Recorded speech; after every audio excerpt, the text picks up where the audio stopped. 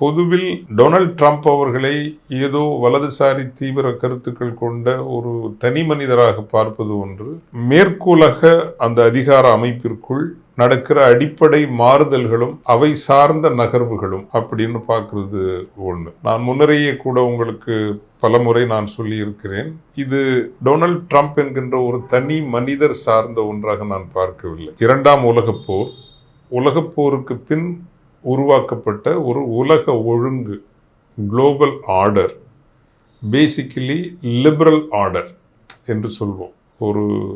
ஒரு மனிதநேயம், சமத்துவம், இறையாண்மை, நாடுகளுக்கான இறையாண்மை, அது தேசிய இனங்களின் இறையாண்மை அடிப்படையில் உருவாக்கப்பட்டது.